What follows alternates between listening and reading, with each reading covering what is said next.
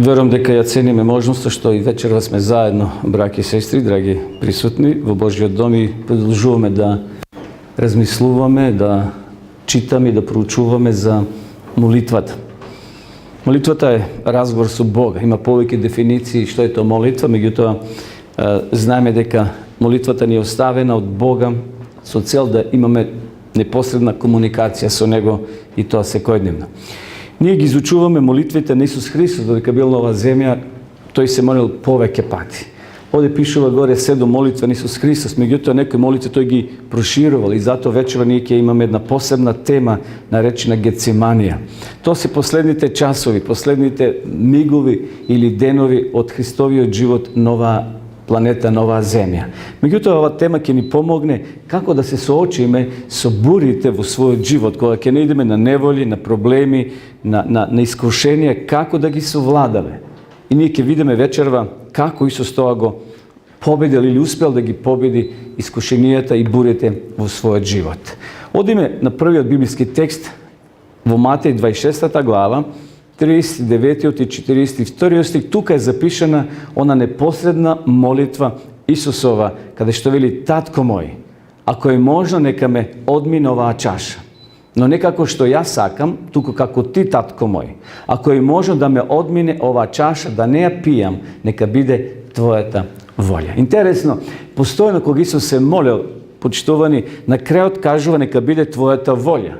Тоа е и за нас порака и поука. И никога се молиме на Бога, на крајот треба да кажеме нека биде твојата волја, Господе. Ние не сме тука да наредуваме на Бога, да му само праќаме пораки, а тој е должен како Дедо Мраз да ги исполнува нашите желби. Не, на крајот секогаш треба да кажуваме нека биде, Господе, твојата волја. Бог има најдобро решение, Бог има најдобри намери за секого од нас. Значи Исус овде се моли на својот татко. Овде тој разговара со таткото во Гецеманската градина.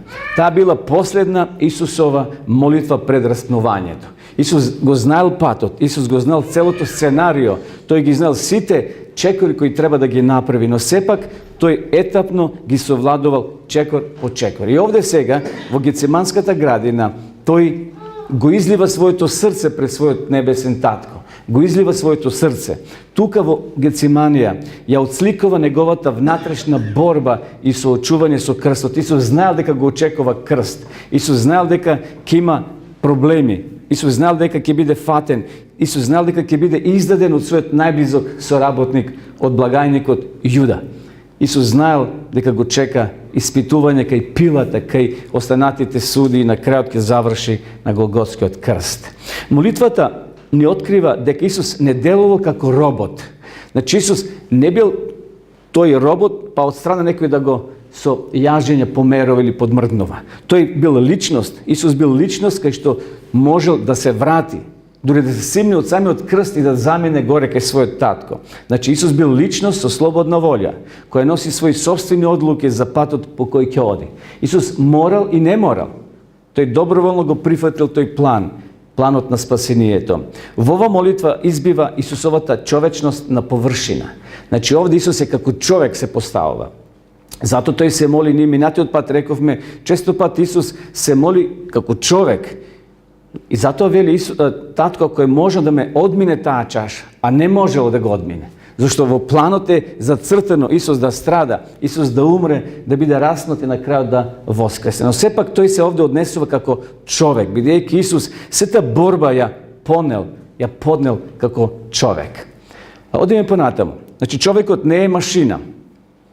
Тој е создаден како суштество со слободна волја да прави избори.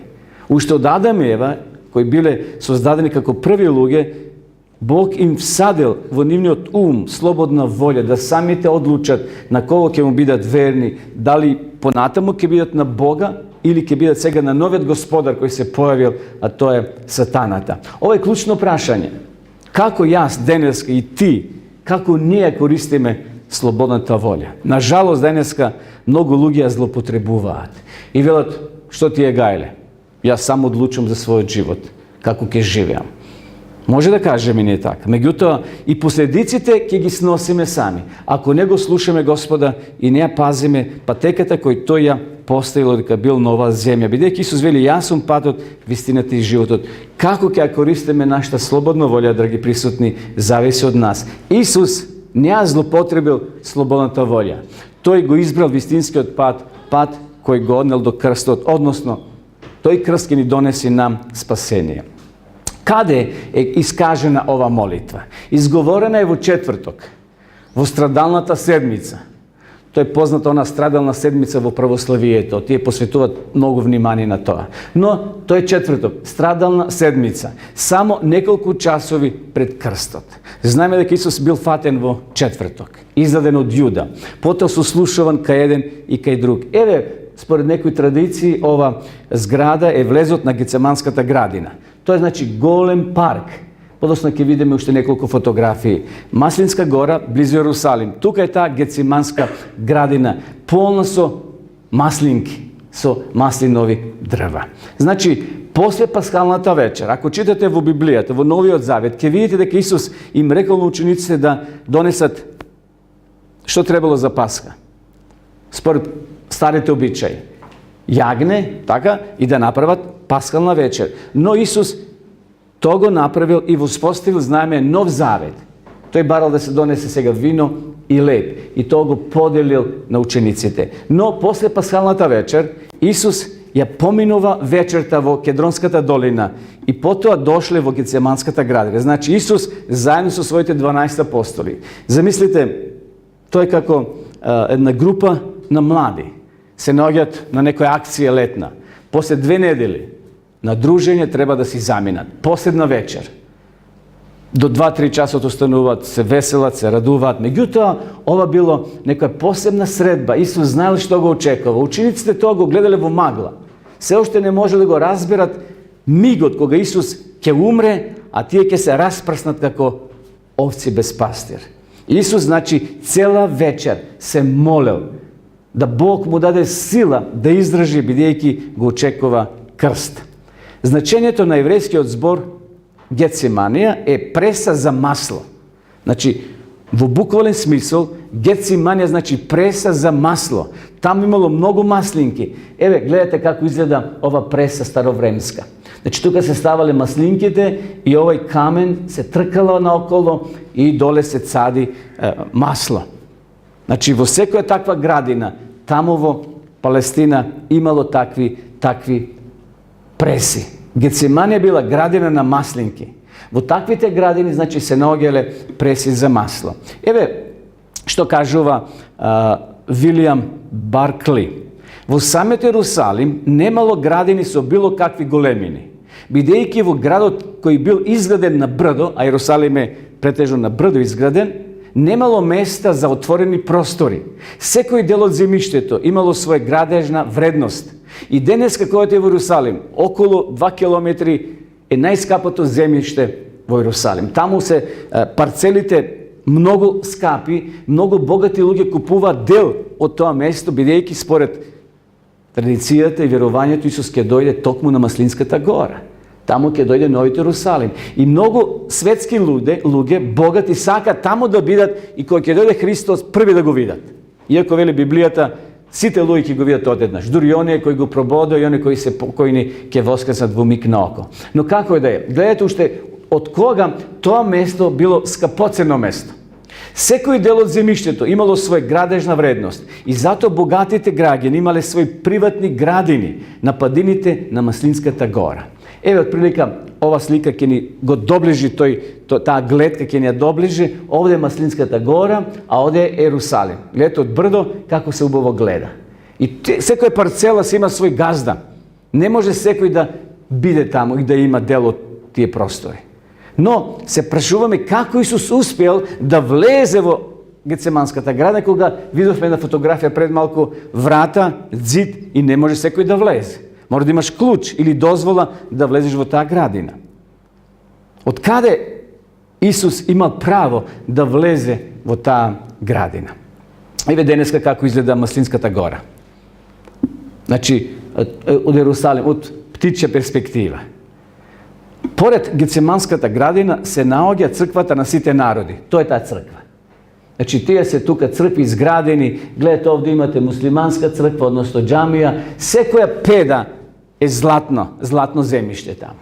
Znači, sve koja hristijanska zajednica sakad ima del od toga mesto blizu Jerusalim.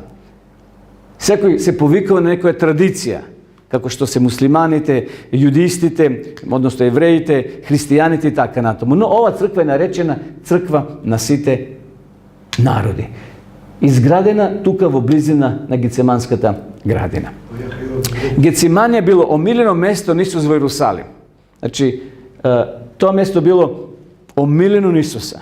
Tamo Isus odel da se opušti psihički, optereten su sekodnevните tereti i griži što gi imel i obvrski. Tamo to i se molil nas tamo со својот Отец. И zato Библијата вели наутро стануваше рано Исус, се повлекуваше и се молеше. Да има сила преко дените. Гледате ова маслинка колко е стара. Стотици години. Тие дрвја се стари. Посебно кога е убаво, кога маслинката дава убав мирис? На пролет, кога цвете, така? Тоа е прекрасно дрво, кое навистина дава плодови кои се и здрави и вредни и денеска за исхрана. Ајде неколку факти за Гециманија. Големо место со собствен влез, рековме. Секој не можел да влезе, секој не можел да има посет на маслински градини во тоа место. Била во приватна собственост. Исус имал право на влегување во овој приватен имот. Како? За кој ми ќе откриеме една мала тајна. Се предпоставува дека собственикот бил пријател на Исус Христос или на неговите ученици и со тоа право Исус влегувал. Исус не влегувал во туг имот да прави штета. Очигледно, или бил пријател на Исуса, тој газда, тој домакин, или некој од неговите ученици и по таа основа Исус влегувал во Гецеманската градина кога ќе посака да се одмори психички, да ги наполни батериите, што би рекле, за секојдневните обврски кои ги имал додека бил на оваа земја. Вилијам Бракли кажува и следново. Необичен е и убав настан да се размислува за безимените пријатели кои се собирале околу Исуса во неговите последни денови. Тука бил и човекот што му ја дал горната соба. И горната соба била подарена, односно отстапена, да Исус ги собере 12 апостоли пред да биде фатен и да воспостави нов завет, кај што вели Библијата. Таа слика видовме минатиот петок, таму на таа долга маса, кај што имале 12 апостоли, и Исус ја поделил светата вечера леп и вино, односно безалкохолно вино. Значи и таа горна соба била отстапена за неколку часови. Понатаму пишува. И сега тука е човекот кој му е дал право, кој му дал право да влегува во градината на Маслинската гора. Во пустината на омраза се уште постоеле оази на љубовта. Навистина тоа е така. И денеска, колку да се луѓето расипани, колку да е лош свет на кој ние живееме, се уште има и денеска подрачја или оази на љубовта. Кај што човекот ќе се почувствува барем за миг среќен, барем за миг опуштен, барем за миг да почувствува Божјата љубов на оваа земја. Интересно, овие луѓе, овие пријатели му помогнали Исуса да ја оствари својата мисија. Гециманија е место каде Јуда го предал Исуса со насилнички бакнеш. Тој бакнеш и денеска наречен Јудин бакнеш. Еве ова фотографија, тоа ни го сликова. Наистина, тоа било знак. Тоа било договор помеѓу Јуда и римските војници, односно римскиот капетан. Тоа било знак зашто Исус надворешно не се разликувал. Ние неодамно овде имавме тема како изгледало Исусовото лице. И рековме дека Исус немал надворешни белези дека е Бог во тело. Тој бил еден од останатите евреи. Сличен по облека, по однесување. Секако Исус не правил грев. Исус имал одмерени зборови, одмерено однесување, но сепак надворешно не можеле римјаните да го препознаат дека тој не е Петар, односно тој Исус. Не. И затоа Јуде рекол, јас ќе ви дадам знак. Оној кој ќе го прегрнам, кој ќе го бакнам, тој е, фатете го. Значи, Гециманија е место каде што Јуда го предал својот пријател, својот спасител, Исус Христос. Последната вечер Исус ја поминал во молитва во Гециманија. Значи, интересно, последната вечер Исус ја поминал во Гециманија. Таму тој знаел го знаел планот на спасението, тој знаел што го очекува, но сепак како човек Исус сега се моли и бара подршка од целото небо. И навистина подршка ја имал. Од првиот чекор до последниот, ангелите биле постојано со Исуса. Но во овој миг Исус морал сам да ја пие чашата до крај. Тој се моли, ќе видиме не подоцна на друга молитва Исусова, кој ќе каже: не те молам да ме одмине, во тој смисол. Исус го знае целото сценарио, но како човек тој бара подршка. Ангелот Гаврило дошол во пустињата, знаеме, да му помогне, односно може да му понуди чаша вода, но Исус морал тие 40 дена да ги издржи, да ги истрпи, а сатаната тоа го искористил да го искуша. Тогаш крстот не бил само временски, таму некаде ќе биде крстот, туку во умот на Месијата бил многу близо. Го делеле неколку часови од крстот. Интересно, замислите еден човек денес осуден на смртен стол да биде погубен со електрична струја. И ги број часовите, ги број минутите. Тие се најтешки минути за еден затвореник, кога треба и кога ја очекува смртната пресуда. Исус знаел дека наскоро ќе дојде, тоа умот му го зборувал дека крстот е многу близо. Додека се приближувал мигот на фаќањето, Исус се исполнувал со интензивен страв. Еве, човечки како тој го искажува својот страв. Жалосна е душата моја. До каде? До смрт. Жалосна е душата моја до смрт. Но ова слика е една од најубавите Христови слики, последни, секако замислени од страна на уметник. Еве, ова е нацртана слика 1824-1911 година, овој човек живел во тоа време. Замислите, ова слика ја отсликува Христовата внатрешност, оно што тој го чувствува и вели: жалосна е мојата душа до смрт. Во Евреите читаме во 5 глава, во 7 стих: тој во деновите на своето тело му принесе молитви и молби со силно викање и солзи на оној кој можеше да го спаси од смрт и беше чуен заради богобојазливост. Дали можел Бог да му помогне? Можел таткото, така? Еве, Павле тоа го открива во Евреите, вели: оној кој можеше да го спаси од смрт. Но ако го спасеше Исуса од смрт еден, како единка, илјадници, милиони, и ние во таа група би биле за секојаш изгубени почитувани. Но Исус знаел дека со неговата смрт ќе се спасат милиони, милиарди луѓе.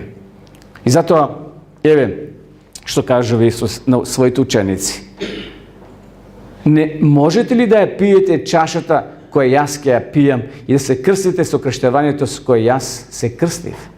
Необходно било пиење на чашата до крај. Значи, не може Исус само половина чаша да испие. Тој морал до крај. Тоа е само една символика, рековме, кога Исус ја користи како метафора пиењето на чаша. Исус морал да ги поднесе сите маки до крај и да отиде на крстот. Не да се симне, кога овој од левата страна му велел: ако си син Божи, ајде спаси се себе си, па со себе и нас не поведи. Исус знаел дека тоа се сатански искушенија, но Исус храбро и достоинствено ги издржал. Пиењето на чашата е позната библиска метафора за судот што Бог ќе го излие врз човекот. Исусовата чаша е чаша на Божјата волја, соочување со маките и смртта поради собирање на човечкиот род. Со пиење символично на таа чаша до крај, почитувани, Исус, односно Бог, ќе го собере целиот човечки род за спасение. Секако, оној кој доброволно одлучил да го следи Спасителот, односно Исуса Христа. Исус неколку пати ги предскажал своите маки и распнување за да ги приготви учениците на ова непријатно чувство, односно искуство. Меѓутоа, на жалост, како што спомнавме, учениците тоа како во магла го сваќале, го разбирале. И сега кога дошол тој миг судбоносен да се соберат околу Исуса и да му дадат подршка, што направиле оние тројцата кога биле горе во Гециманската градина? Заспале, вели Библијата. Исус ги повикал да му дадат морална подршка, на 10 метри таму седнале и почнале да спијат. Замислете, Исус се бори со смртни болки, а тие спијат. Воопшто не обраќале внимание да му дадат подршка. А Исус 3,5 години ги потикнува, ги приготува за тој миг да бидат чврсти, но на жалост, тие останале неми. Ете, во Евангелијата може тоа да го читаме, дека Исус го предскажал своето раснување. Исус донел сепак конечна одлука дека ќе оди на крст. И крстот, почитувани за Исуса, бил неизбежен. Исус не можел да направи некоја кривина или по некоја слепа улица да се сокрие. Крстот бил неизбежен.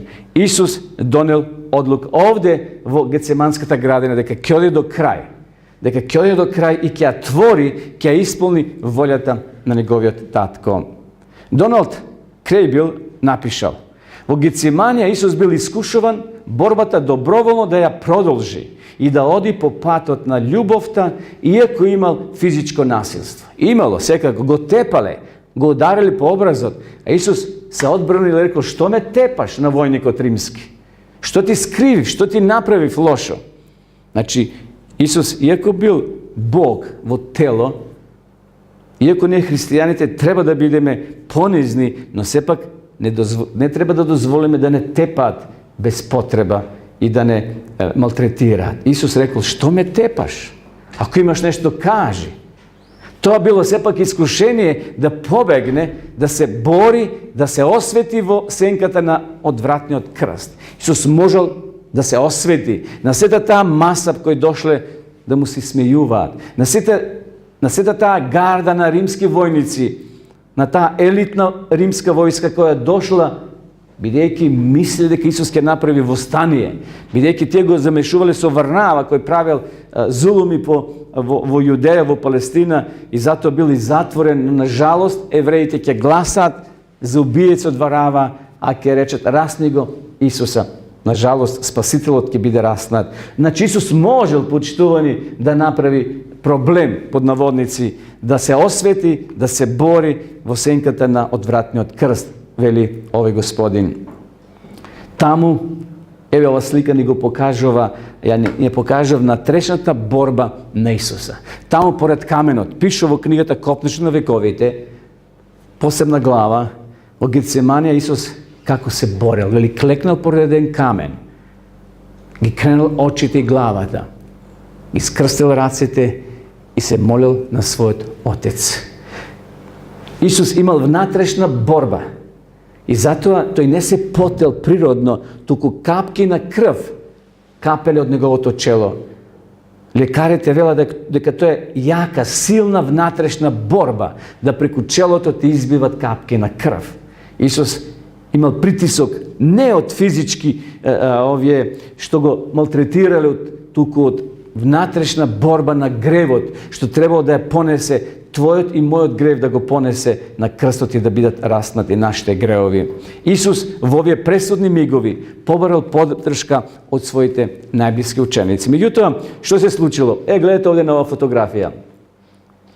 Рафаело Санцио ја нацртал оваа фотографија. Исус се моли, а тие спијат, како цел ден да биле, односно цел ног да биле на море или таму да ловеле риби. А биле постојано со Исуса. Јаделе, пиеле, спиеле, се дружеле. Исус проповедал и му кажувал. Ги повикал горе најхрабрите, најблиските негови соработници.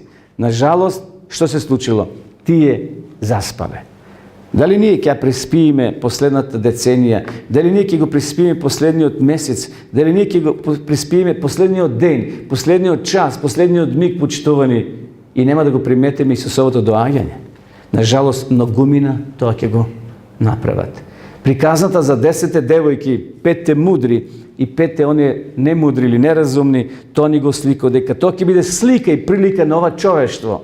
Исус кога ќе се појави, некои ќе спијат. Не мислам со физичка смрт да спијат, туку буквално, духовно тие ќе спијат и не ќе го приметат времето и денот и часот на Христовото доаѓање. Затоа Исус вели во Лука: бидете будни, бидете постојано будни, зашто не знаете кога Исус ќе дојде наутро, напладне или навечер. Спиењето на учениците кога било најпотребно ја покажува праксата. Праксата е далеко од добрите намери. Значи, јас имам добри намери, Боже ти служам. Многу луѓе имаат добри намери, Меѓутоа, до тука застануваат само до нивните добри намери. Добрите намери, почитувани, не се доволни. Ние мора да направиме уште еден чекор. Ако сакаме тие добри намери наши да се остварат. Овие тројца спијат и спијат. Исус се мачи во смисол, бара подршка од целото небо, му стои на располагање. Тој сакал и од овие тројца барем да бдеат тие неколку минути со него. Меѓутоа, Исус се моли, ајде да проследиме првата молитва. Татко мој, ако е можно, нека ме одмине оваа чаша. Но не како што јас сакам, туку како ти.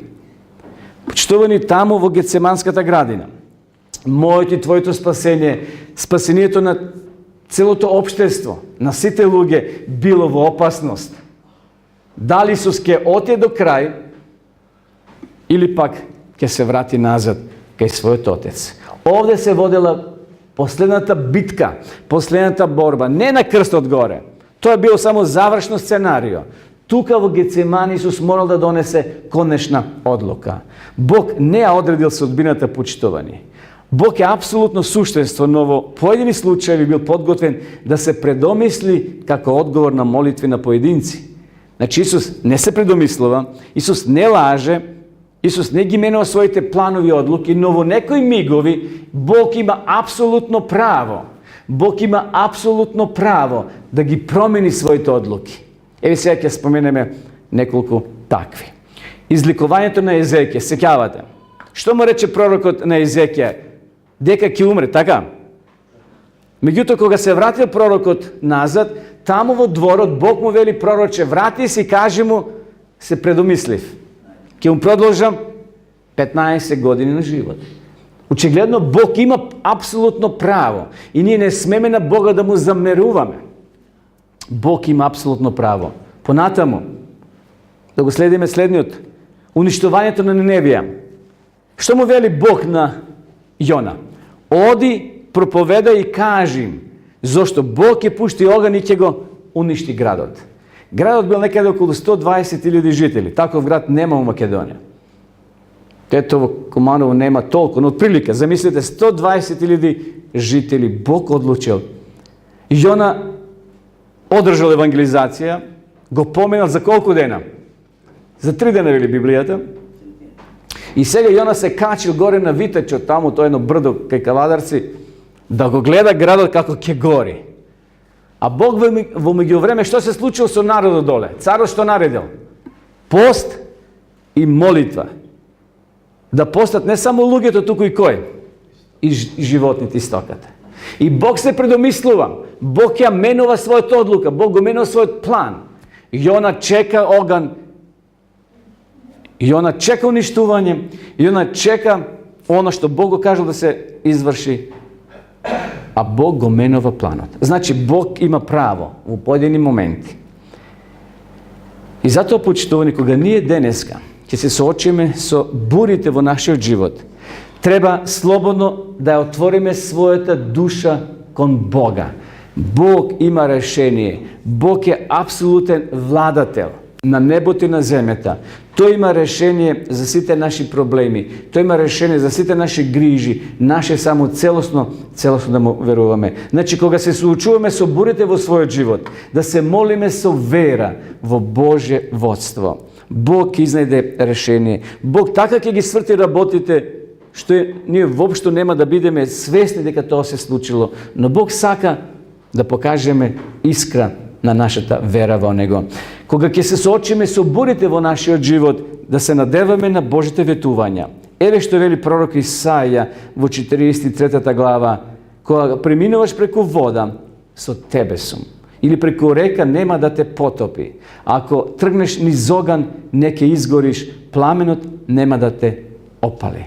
Јас знам дека пламенот е опасна работа, оганот. И многу луѓе ги изгубили животите. Тоа се случи во Грција овој месец, минатиот месец. Многу луѓе загинале и во мориња.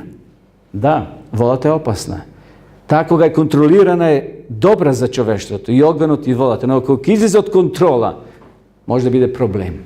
Но овде не се работи само за буквален оган, за буквална вода. Овде се работи за проблемите, за бурите, за искушенијата, за маките, за се оно што не се испречува во нашиот живот, Бог може да најде решение. Па може и од вода и од оган да не спаси. Секако ако биде неговата волја, ако Божја волја да се оствари тоа, ќе се оствари секако. Исусовото починување на татковата волја не подсетува на третата молба на молитвата Татко наш, кај што вели нека биде твојата волја. Значи постојано Исус на крајот вели Татко, нека биде твојата волја. Ево фотографија малце мала, но тука може да го приметите Исуса се моли во Гецеманската градина. Цела ног ја поминал во молитва. Нека биде твојата волја. Понатаму, Исусовата молитва е чврста одбрана од упорните сотонски илузии кои не завидуваат советување дека ако го следиме животот на Исуса, ќе бидеме ослободени од неволи, грижи и проблеми. Тоа е лага. Тоа е ѓаволска филозофија. Така вешто спакувана во целофан и ни е понудена и ние голтаме така со апетит. Ако си Христов, ако го следиш Христа, ако одиш во црква, ако му вериш на Бога, патот ќе биде поплочен со цвеќиња. Не е точно. Го гледаме патот на Исуса како бил поплочен. Со трновенец, со круна од трновенец и со крст. Значи, илузија е тоа дека ние само ако сме Христови, патот ќе не биде поплочен со цвеќиња и со убави работи. Ке има и убави работи, но ке има и трње, ке има и проблеми, ке има и неволи, ке има и грижи. Но Библијата вели благо на оној кој ќе издржи, кој ќе истрпи до крај. Нека биде онака како што ти сакаш, а не јас. Тоа е заклучна, крајна молитва Исусова. Нека биде онака како што ти сакаш, а не јас. Исус за својата одлучност пустината ја претворил во рај. Од Гецеманија направил врата за небото. И навистина тоа е прекрасно. Исус таму донел конечна одлука дека ќе оди до крај. После Исусовата молитва следело будење на тројцата успиени ученици, што покажало колку била тенка нивната врска со Исуса. И тоа се случува и денеска кај нас, почитувани. Само да добиеме една лоша диагноза од лекар, да не се случи нешто лошо во семејството, да изгубиме работа. Сега да не редам лоши работи што може да се случат. Колку ќе биде нашата врска со Бога? Дали ќе похулиме на Бога? Дали ќе му се лутиме на Бога? Дали ќе кажеме, Боже, постоеш ли или не постоеш? Знаете, еден Исусов ученик по име Јован, и тоа оној огнениот Јован, кога бил во затвор, кога чекал да дојде Исус еден ден, 2 дена, 5 дена, една недела, пишува писмо и во писмото вели дали е тој или друг да чекаме. Се мисли на Исуса. Толку бил разочаран, толку бил во депресија тамо во тие затворски келии. Гјалот секојаш доаѓа на гости кај нас, кога ни е тешко, кога ќе се случи некоја трагедија, кога нешто ќе дојде непланирано.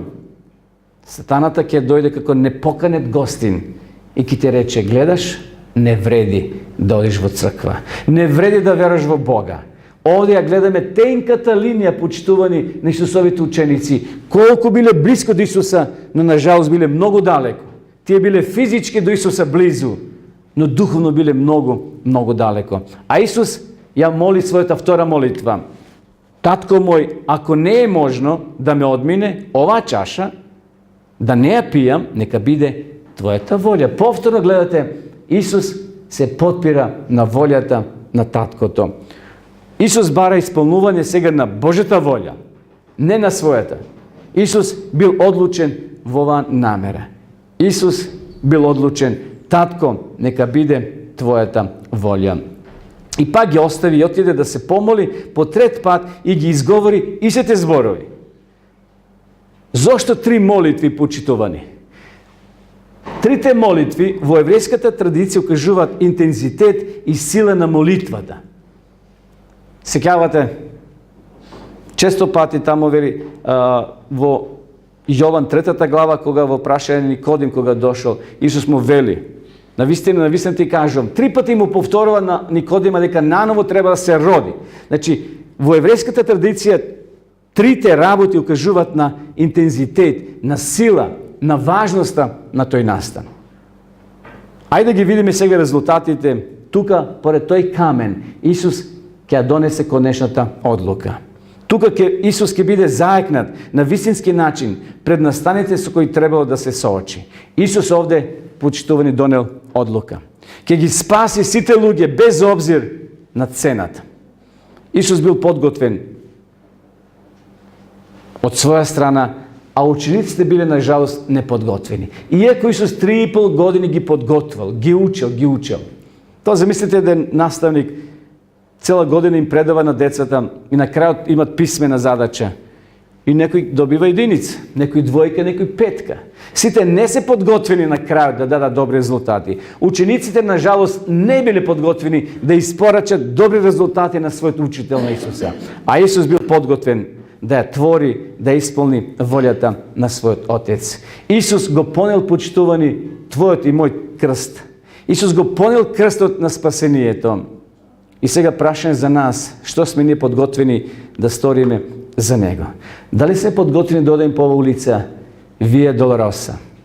Улица на маките, улица на крстот, улица на срамот, улица кај што поминал твојот и мојот пријател, нашиот Спасител Исус Христос. Тука Исус поминал. Еве, и ден денес таа улица постоја кога ете во Иерусалим. Некаде околу 2 километри, тесна улица. Исус тука го понел крстот, се тетурал лево и десно, паѓал под тежината на крстот. Затоа што Исус 2 дена не јадел како што треба и не спиел. Бил сослушуван, бил носен од едниот судија до другиот и сега требал да го понесе тој крст некаде околу 50 килограми, некои теолози велат. Тој носил само едната, како се вика, греда. Да. И горе се спојувала на Голгота, на крстот. Исус во еден миг, вели Библијата, паднал. И еден човек кој се враќал од полето, по име Симеон беше, така? Симон. Војникот го фатил или помогни му. И тој, несвесен за настанот што се случува, му помага на Исуса. Но тој човек ќе влезе во историјата на Библијата, ќе бидат запишани неговите имиња. И денеска ние го спомнуваме. Наистина, дали сме неподготвени денеска да сториме почитувани нешто за Исуса? Исус многу не бара од нас. Исус бара да покажеме вера и послушност. Кога се молиме и нема одговор, ние почитувани стануваме тогаш збунети, стануваме разочарани, изненадени, вели, Боже, се молам, а ти молчиш, не одговараш на нашите молитви. Но има една тајна, почитувани, кога нашите молитви не се услишуваат веднаш. Исусовата молитва, чашата да го одмине, не била услишена. Таткото во својата мудрост морал да каже не ја услишува молитвата твоја. Инако нашето спасение или спасението на човештвото би било невозможно. Сепак, тие неуслишени молитви може да ни помогнат. Представуваат клуч за правилно разбирање на тајната на неуслишените молитви. Еве ќе споменеме сега неколку имиња од Библијата на луѓе, Божји луѓе, храбри луѓе, силни луѓе кои се молеле, а Бог не ги услишал. Мојсей, Јов, Давид, Илија, Јона, Павле, тоа се Божи херои на верата. Знаеме што се молил Павле. Да го Бог изведе оној трн кој го ударал, а Бог му вели, доста е, Павле, досаден си. Ки си го носиш трнот до крај. Знаеме, Јона се молил. Знаеме како се молил Илија да умре горе под смреката. А Бог му вели, Илија, како дете си, станувај, имаш уште многу работа. Знаеме Давид како се молил, Јов се молил, Мојсей, молитвите не им били услишени, но за нив не добро. Потенцијални одговори на нашите молитви се 3, почитување. Ако се забораваме од ова предавање, да ги запамтиме овие 3 едноставни зборчиња. Бог одговара на нашите молитви со да, со не и со што? Чека или почекај. Тоа е одговор на нашите молитви. Да, Бог некогаш ќе каже не, а некогаш треба да чекаме 1 година, 10 години, 20 години. Не знаеме зошто. Бог ги знае одговорите и Бог знае најдобро за нас што е. И затоа да не се разочаруваме, почитувани, ако нашите молитви веднаш не се услишуваат. Како е мудро да се однесуваме кон неуслешените молитви? Значи, како е мудро да се однесуваме кога мојата и твојата молитва Бог не ја услишува? Број 1. Не се препуштај на разочарувањата. Немој веднаш да паѓаш во депресија. Немој веднаш да колнеш. Немој веднаш да му се лутиш на Бога и на тие поред тебе. Чекај. Ние сме чекатели на Христото доаѓање. Ние сме чекатели и на Божјите одговори на нашите молитви. Негувај благодарност за она што го имаш. Биди задоволен со тоа што го имаш. И не гледај што имат другите. Може би ако го имаш тоа другото, ќе биде проклетство за тебе. И терет што не можеш да го носиш. Биди благодарен за она што го имаш. Имај доверба во Божјето провидение. Бог ќе ти одговори на начин, место и прилика кога тој тоа ќе го процени. Бог не е човек, почитувани. Божјето гледање е далеко од ограничената човечка перцепција. Тој знае она што ние не го знаеме. Ние гледаме само до зидот. Бог гледа многу подалеку. И затоа, кога се молиме во нашите молитви, секојаш да велиме Боже, нека биде Твојата волја. Неговите одлуки служат за повисоки цели кои се наоѓаат над нашите можности. И затоа Тертулијан еве што кажал: никој кој не бил во искушение не може да влезе во небесното царство. Ова е многу јако, многу силно кажано. Никој кој не бил во искушение не може да влезе во небесното царство. Дали сте учеле присутни да возите велосипед точок? Дали веднаш научивте да возите велосипед? Барем неколку пати сме колената сме ги разраниле. За да влеземе во небесно царство, не велам дека треба колената да ги разраниме, да се удриме. Но овој човек, Тертулијан, сака да не подсети дека спасението не е возможно од каучот, од креветот и веднаш во златните улици на Ерусалим. Ки има искушение, па како гласи молитвата Татко наш? Не воведувај во искушение. Искушенијата ни се потребни за да се уцврсти, за да се видиме колку сме ние напредувале во нашиот духовен живот, во нашите лични гецемански искуства. Верата ни се искушува до крајни граници, затоа ние имаме своја гецеманија. Секој од нас има своја гецеманија и таму се испитува твојата и мојата вера. Се обликува нашиот карактер. Значи, преку искушенијата Бог сака да го обликува твојот карактер и мојот, бидејќи знаеме дека само карактерот ќе се однесе во новата земја, се друго ќе биде оставено на оваа планета. Учиме лекции кои никогаш не би ги научиле на друг начин. Може да читаме ние искуства, примери од други луѓе кои страдале. Може да пишуваме рецитации за искушенијата, но кога ќе поминеш низ тој пат, тоа е нешто сосема подруго. И она што пустината ја прави убава е сознанието дека некаде во неа се наоѓа сокрен извор. Не е се лошо во пустината. Има и добри оази, има и добри работи, но мора да се издржи за да стасеме до оазата. Ако ќе се стасе до таа оаза, до тој сокрен извор, таму се веселат бедуините, овчарите да ги наречеме, таму се радосни зашто нашле вода. Таа вода представува извор, односно представува живот. Исус е нашата духовна вода од која требаме постојано да црпиме. И еве, полека одеме при крај. Во миговите на маки, болка и разочарување, можеме во молитва да се свртиме и потпреме на Бога. Навистина, неговиот начин е најдобар начин, дори кога ни се чини впечатоците да ни зборуваат спротивно. Може би наша перцепција е сосема другачи да гледаме на работите, но Бог, почитувани, има најдобро решение за тебе и за мене. И ако навистина кон нашите проблеми пристапиме во молитва, ќе искусиме дека нема гецеманија без ангели. Гецеманија е борба, кај што сам, еден на еден, треба да одлучиме. Меѓутоа, тука се и ангелите кои се подготвени да ни помогнат во твојата и во мојата гецеманија. Но не треба да бараме полесни патишта. Не треба да бараме дека и да гледаме кај другиот, а како му е лесно. Влези во неговите чевли само еден ден. Облече го неговото одело, неговата облека само еден ден. Брзо ќе се вратиш на своето. Ја знаете на легенда za onaj čovjek koji je došao kaj Sveti Petar so krstot, barajke da go promijeni krstot, da mu dade nekoj polesen krst.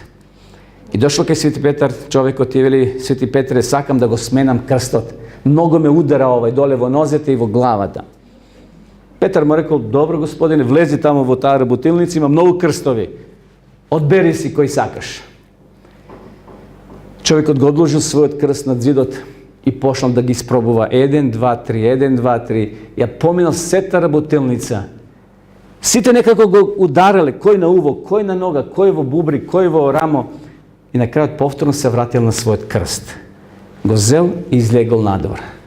A Petar mu rekao, što napravi gospodine? Si najde krst. Abe, Sveti Petre veli, site gi probav. Ama toj mojot mi je najdobar, sum naviknat na njega. Ki se go zemam i si zamina. Site ni ime svoj krstovi počitovani.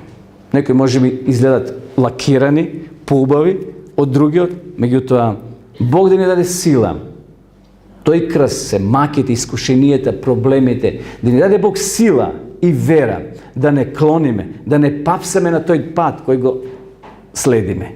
Исус кръстът до край го понел, до Голготскиот кръст, таму, кај што го положил и своето тело. И затоа завршуваме со оваа мисла. Бог е близо. Да ги насочиме своите очи кон Него. Нека Бог ни помогне и нека не благослови да издржиме на патот, а не сме сами. Бог е со нас. Амин.